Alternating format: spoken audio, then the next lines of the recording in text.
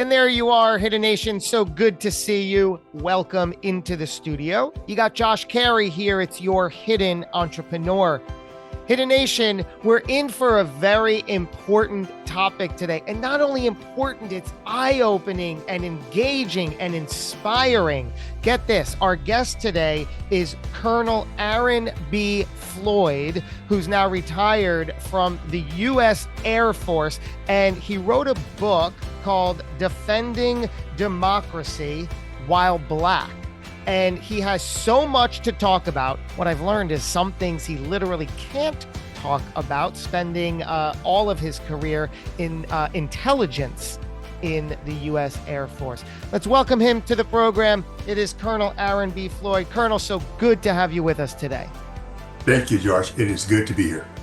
I loved when we were talking a little bit before air, and we'll get into that in a little bit about you spent your career in intelligence, really knowing things that so many of us over multiple lifetimes would never be privy to or comprehend. But I want to start with the book that you recently wrote. It's available on Amazon in hardcover, paperback, and Kindle, Defending Democracy While Black.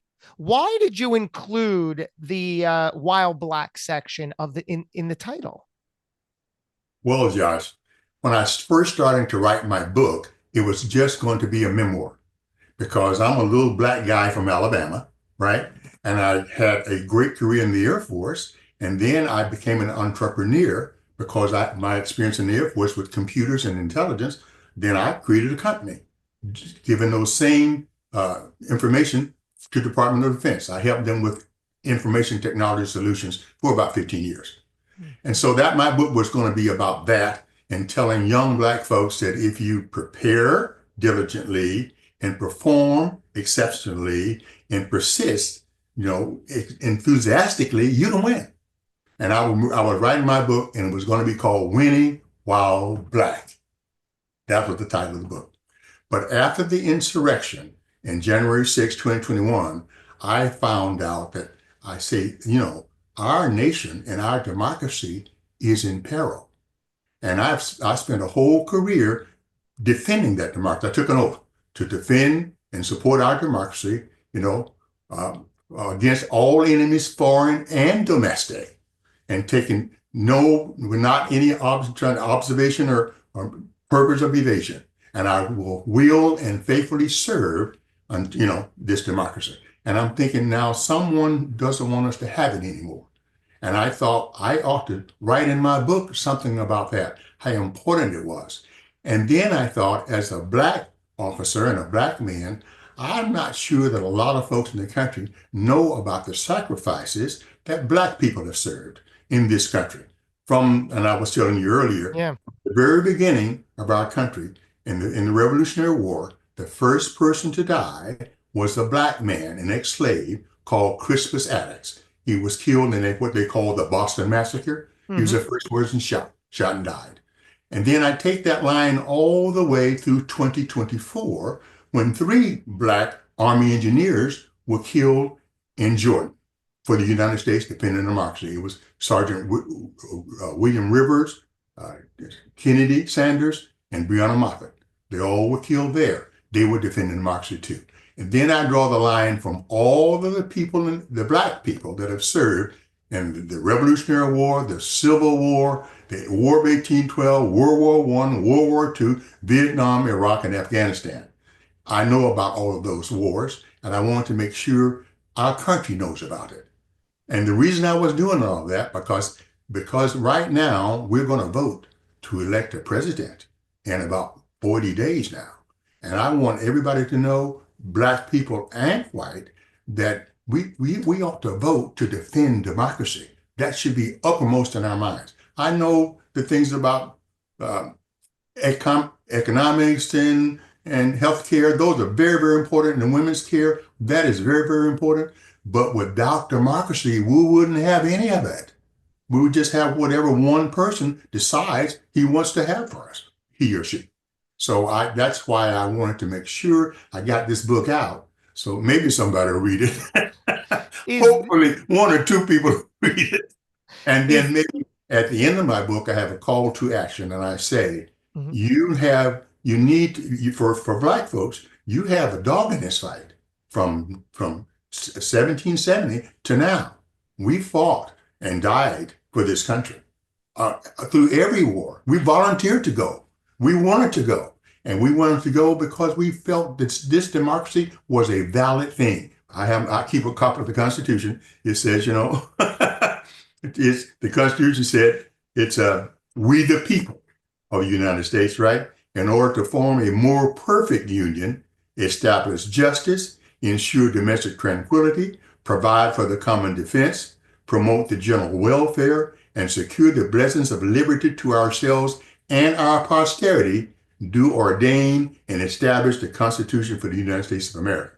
And it says to form a more perfect union. Our union is not perfect. I know that. All the people that serve know that. We go anyway. We go anyway. We run to the sounds of the guns anyway. We're trying to make it perfect for our posterity, for the people that follow us. And that's why I'm here today, to put this word out, that we are in this fight. And you should go, and you don't have to take a gun now. All you have to do is get a ballot and vote to defend democracy. Is this a sounding bell to the Black community and the white community that, hey, we've been here throughout, take note? Yes, that's exactly what it is. And you said, why did I put it while Black? I knew that would gain some attention, right? Because a lot of things we've been doing in this country, like driving while Black, is a bad thing for Black people. They get arrested and all of that. This is a good thing. Defending democracy while Black, everybody understands that. And so that's why I did put that telescope on it. That's why I add that addendum, while Black. And people will ask, they'll probably look at this book and say, what's that about? And I want them to ask those questions. And then in the book, I have answers to those questions. What is one of the harder questions, while speaking about asking questions? What is one of the harder questions that somebody like me who is not Black could or should be asking? In regards to Your mission. and my mission in defending democracy. Yeah. Okay. You ought to ask, why would people give their lives for this cause? And that's one question that you should ask. And I say you should give your life for this cause, for your posterity, for the people that follow you, and for the freedoms that are guaranteed in this Constitution. There are freedoms in here, and freedoms are all their articles in the Constitution that I made note of. Freedom of speech, freedom of abolition of slavery, civil rights, suffrage, women's suffrage. All of those things are in the Constitution, and they're for all of us. And so I think you should know those things. And if the Constitution, if we didn't defend the Constitution, it would go away, and all of those freedoms would go away. And there are people, sounds like in this country, who don't mind. They say, I want a dictatorship. Well, a dictatorship, you don't have any of those freedoms. The only guy who's free is the dictator. Everybody else has to do what he or she says. So that's why. You grew up in Alabama, not well off, yeah? And you had no, not well off, no. And now, just to put a little dichotomy here, you consider yourself a success in multiple categories. Absolutely. What do you think really accounted for that? That from the beginning in Alabama, when I was in school in Alabama, it was segregated. I went to a segregated school. Oh. The Black people in Alabama and the white people in Alabama didn't go to the same schools. And I graduated in 1956, even up to 1972 was the first time they integrated the schools in Alabama. But the good news was all of our schools were run by Black men and women who wanted us to succeed. And they said the way to succeed in this country is to educate yourselves.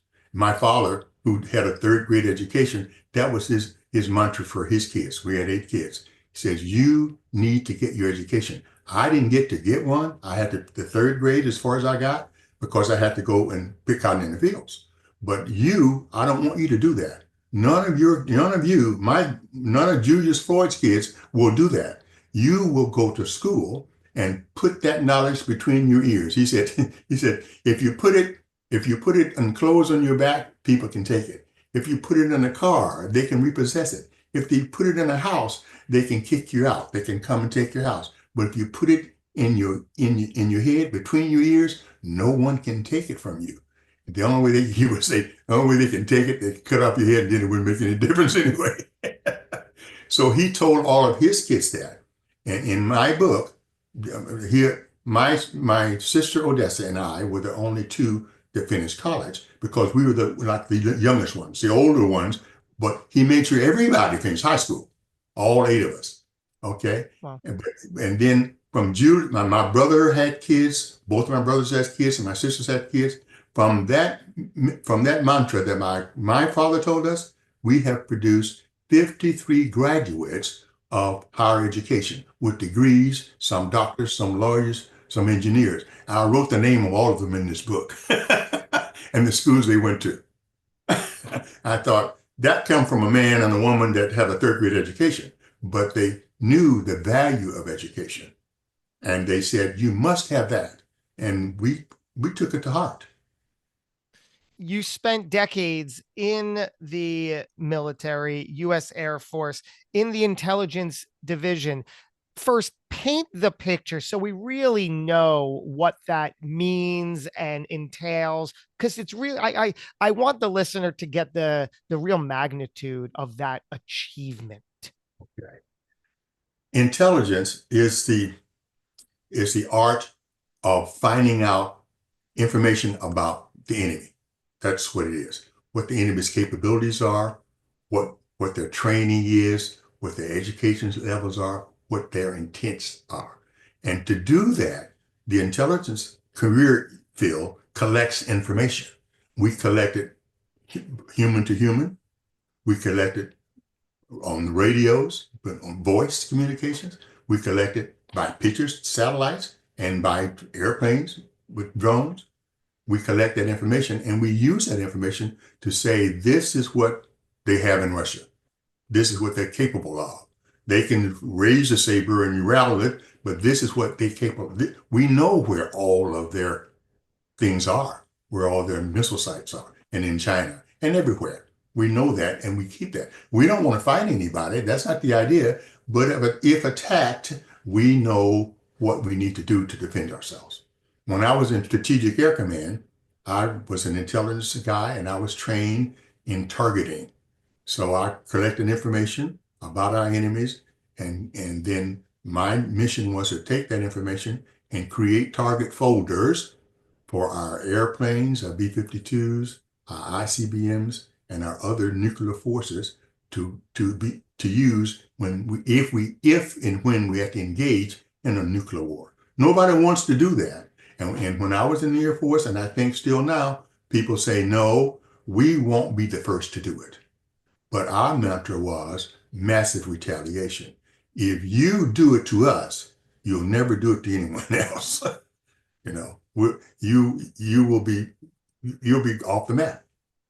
We don't want to do that. And so because we have that shield and have that knowledge, and they know we haven't had a nuclear war. That's the reason. Because 3 or 4 countries in the world, China, Russia, have nuclear weapons. But so do we and all of our allies, and 3 or 4 of our allies in NATO, Britain and France, those folks. We all have weapons. So they don't want to do that. So having the weapons is to, then you can fight little wars, and there's always going to be those incursions and all of that, but they won't rise to that level. So in Strategic Air Command, that's what I did. And when I went to Vietnam, I told you about that in the classified mission for a whole year. Our mission was to find out what the enemy was doing and interdict him in his forces and degrade his capabilities to fight. And we did a good job of that. So you were also in multiple other countries doing top secret, as you said, classified Yes, I have. I've served information. I served in Europe. I was in Upper Hayford, England for 3 years. I served in Taiwan. I've served in Europe, all over Europe, and Germany, and every place I was over there. And I served in the United States, uh, doing those kinds of things.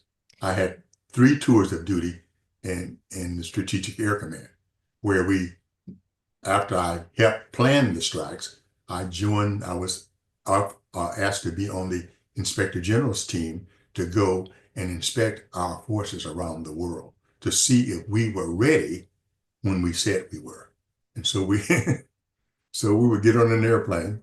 We didn't know where we were going until the day before we went, because we didn't want the people to know we were coming. It was always a no notice inspection.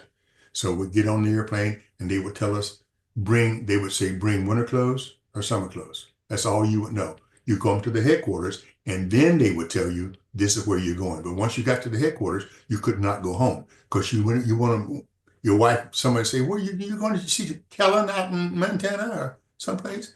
You wouldn't know where you were going, so you couldn't tell them. And if you did tell them, you'd be kicked off the force, because it's no notice. So we would arrive at Base X in the middle of the night in an Air Force airplane without insignia on the plane. So you couldn't tell that we were an Air Force airplane. And we'd have 72 people on board. And everybody on there was an inspector.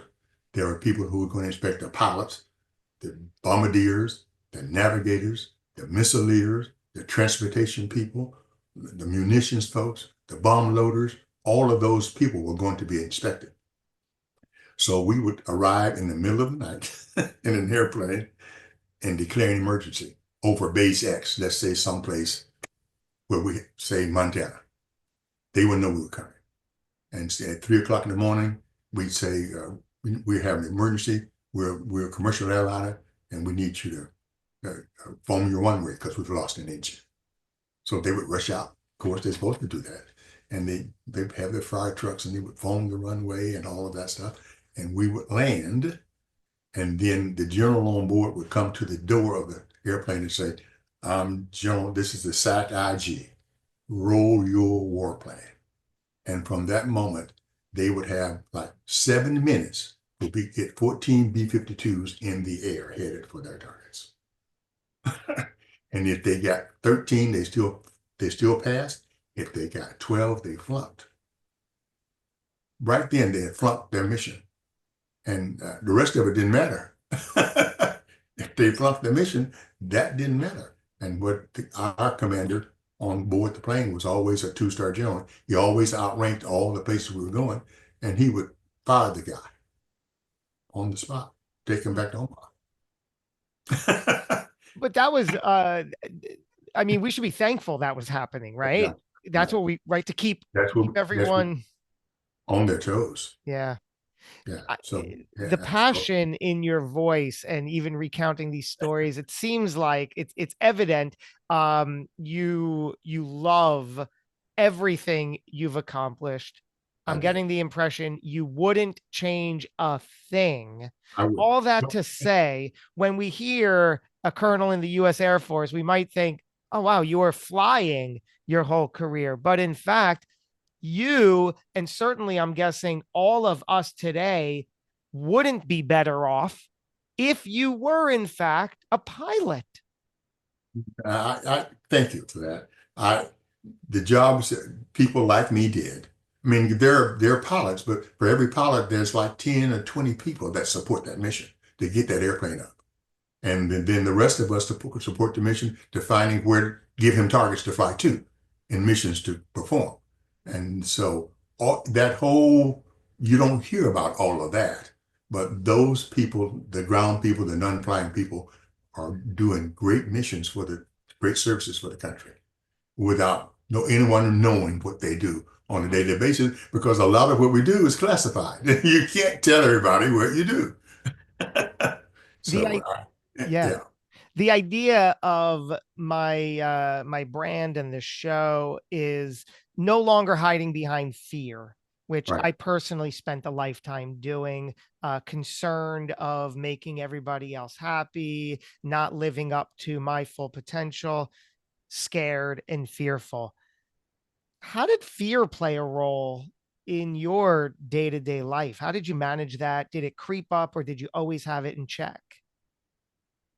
I, Thankfully, I guess I was never fearful, even as a kid. I mean, I figured I could do, my parents loved me and told me I could do anything. I couldn't do anything illegal or stupid, you know, and I was a boy. So I climbed trees and jumped in things and did all those things. But they didn't say, stop, don't do that. They said, don't do that, you'll hurt yourself, and don't do it again. Hmm. But they didn't beat me up for doing it. They recognized it. So I was never fearful. I was allowed to take chances and do things, okay, in my life. Uh, so the other thing is, and then in the military, you're a team, right? And when you go to war as a team, then you're responsible, if you're the leader, for everybody that's with you. And everybody in the team is responsible for the people on the team. So fear goes out of the way. What you think about is protecting your brother or your sister with you. You know, you got his 6 o'clock, right? You know, we say 6 o'clock, you can't see behind you. That's your 6 o'clock. So your buddy has your six. So if somebody's trying to get him, you expect him to take that person out. You don't have to look. You just know when you go in that he's got your six and you got the other guy's six. So that's very important. And in the military, that's why when you go in the military, and we've got all races and creeds and colors in the military, but guess what? We don't have all of that division in there while you're in uniform. That only happens when you come home. In uniform, that's why people stay in it. They say, I've never been in an organization where everybody did their job. Nobody asked you what your religion was, what your race was, you know, what your sexuality was. If you got my six, you're my man or my woman. You're it. And so everybody depends on everybody else. That cohesion gets rid of the fear. I want to tie back into the book, Defending Democracy While Black, Hidden Nation, available right now on Amazon in any format you want, hardcover, paperback, or Kindle. Go check that out. The idea here, you had a thought about books that are banned. What is your stance on this? Well, I'm against it. I'm against it. All dictators ban books because books are knowledge and they don't want you to know. So that's why I'm against it. Uh, and and my book, I decided, I think that I tell you earlier on the reason I wrote my book when I did it. Let me tell you. I started to write my book. It was called Winning While Black. And in my book, since I had been successful, little black boy from Alabama that was successful as a colonel in the United States Air Force, and then retired and as an entrepreneur, built a business providing information technology solutions to the military. Okay, I made a bunch of money. I did well on both of those. And my friends told me, to AB, you know, you did quite well. You ought to write a book for other aspiring young black professionals, any other professional, but particularly black professionals, to know there is a way up and that you made it. Tell them how you did it. And I told them always, you know, that you must prepare diligently, you must perform exceptionally, and you must persist enthusiastically until you reach a goal. If you do all those things, you got a better chance. Now, but you're not prepared. You won't be able to do it when you get the chance. So you got to do all those things. And then I told them when I was writing this book, and then January 6th, 2021 happened. And I saw the insurrectionists attack our capital and our seat of power, and the seat of our democracy, the place of our Constitution. And they were going to destroy it all because someone told them to. And I said, that's not right.